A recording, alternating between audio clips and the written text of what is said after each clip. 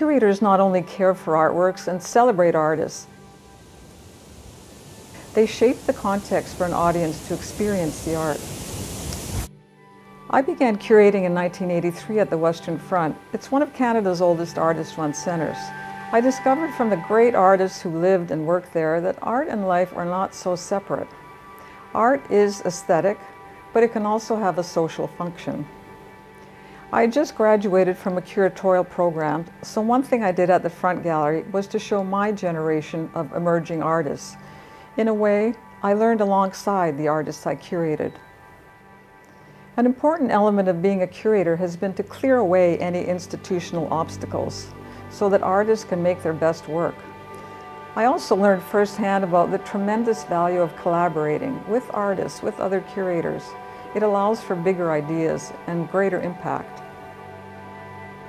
I was at the Banff Centre for a decade, curating at the Walter Phillips Gallery and then directing the visual art residencies. We did a lot of projects that explored the uniqueness of Banff as a tourist destination. What did it mean to be in a national park or on land that Indigenous people have a sacred relationship with? The Banff Centre positioned itself as a place for experimentation, so we tested a lot of ideas in the gallery. We explored new technologies, did a year of performance art. We even turned the gallery into a pirate radio station and convened the first curatorial seminar in 1994. And because relatively few people actually saw these exhibitions, we published a lot. Catalogs and anthologies became our calling cards. When I arrived at the Vancouver Art Gallery to be chief curator and associate director, the big difference was audience, and I became far more conscious of the visitor. I believe museums have a responsibility to document local histories and unearth lesser-known ones. It's equally important to document what's happening now, to capture the present in all its complexity. I was privileged to work with an amazing team of curators, and I'm very proud of the shows we organized with some of the incredible artists of Vancouver.